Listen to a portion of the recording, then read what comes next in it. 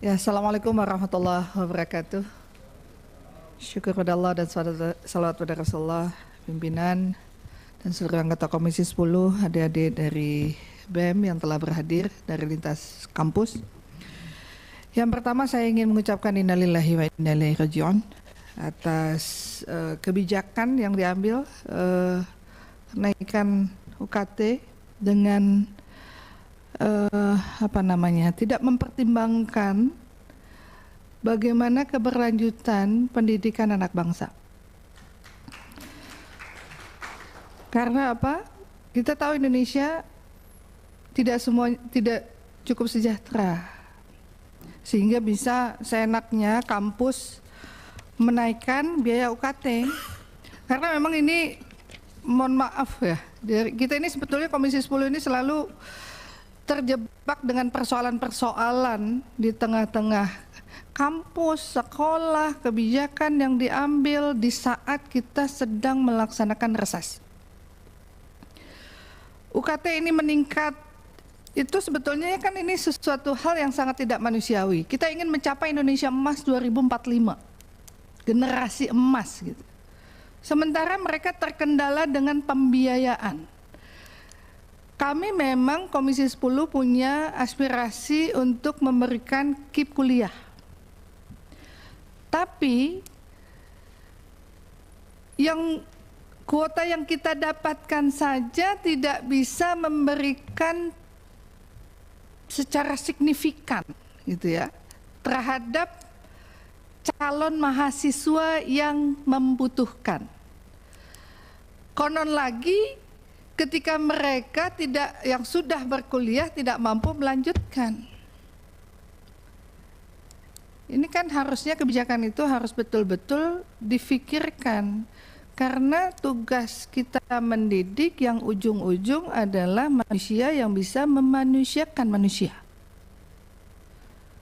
Kalau tadi saya sekilas terakhir saya datang karena tadi sedang di Badan Legislasi, malah ada kebijakan kampus yang tidak memperbolehkan BEM berbicara, itu fatal sifatnya.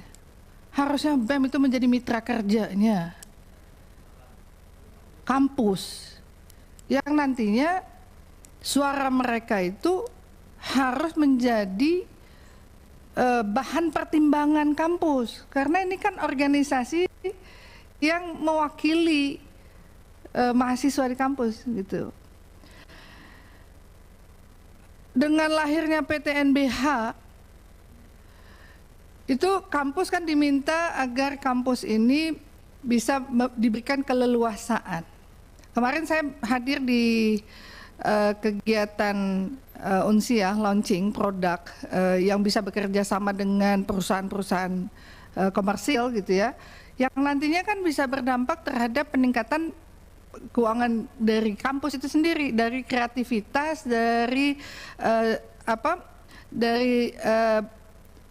apa yang dimiliki, potensi yang dimiliki di daerah yang dikelola melalui kampus. Katakanlah Unsiah kemarin dengan minyak nilamnya dan produk lainnya yang menghasilkan buat minyak wangi, lotion dan sebagainya, dan kemudian MOU dengan perusahaan-perusahaan besar. Nah, ketika anggaran itu terus dengan kreativitas kampus itu menambah, harusnya UKT menurun bukan meningkat.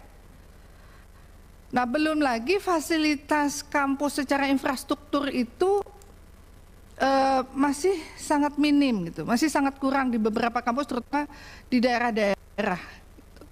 Nah, tentu kehadiran adik-adik BEM hari ini kan akan menambah pengetahuan kami terhadap hal-hal yang berlaku di kampus sejak diberlakukan peningkatan UKT.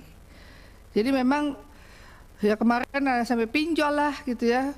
Kita juga diwawancara tentang pinjol, sekarang tentang UKT, sampai harus datang ke sini gitu, perjuangan. Ya terus harus berjuang. Jadi kalau memang ini menzalimi terhadap kemampuan mahasiswa kita untuk melanjutkan kuliah, ya keberadaan PEM harus benar-benar bisa menyuarakan itu. Dan pola caranya ya kalau kemarin harus sampai, saya melihat hampir di seluruh Indonesia ya melakukan upaya dengan demonstrasi dan sebagainya. Tapi memang jalan yang ditempuh hari ini adalah jalan yang cerdas, ya, jalan yang cerdas. Kalau bisa langsung ya mintalah waktu Pak Menteri, ya. Tentu kami di Komisi 10 tugas kami memang memfasilitasi itu. Kalau Kang Dede ini memang sangat menjadi focal point kita gitu, yang selalu bisa mewakili lah kita semua. Kemarin di media di mana-mana juga perjuangan. Nah, kita sudah bertemu dengan kementerian dalam hal pinjol dan sebagainya, dan hari ini kita menerima adik-adik mahasiswa. Kita tidak ingin apapun itu, kalaupun ada peningkatan yang tidak signifikan, artinya peningkatan ada penambahan mungkin setiap tahunnya sedikit, itu masih bisa ditolerir gitu. Tapi ketika persentase itu saya sendiri sangat kaget. Kan kalau di kampus itu beasiswa kan bervariasi ya. Ada yang terima 100%, kayak kita yang KIP kuliah itu ada terima 100%. Ada yang terima sekian persen dari kampus, sekian. Sampai yang memang mereka secara mandiri gitu. Nah, karena hal ini bervariasi, kemampuan juga bervariasi. Kalau ada subsidi silang mungkin masih bisa ditolerir, yang mampu membayar lebih, yang tidak mampu difasilitasi.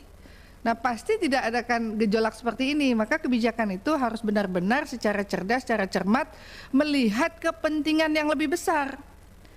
Infrastruktur penting, tapi manusianya jauh lebih penting menurut saya.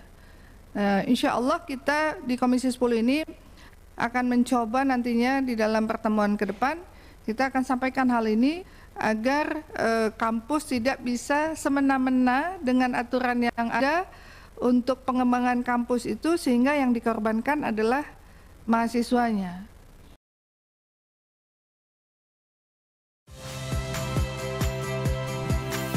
Saya Radi Saputro.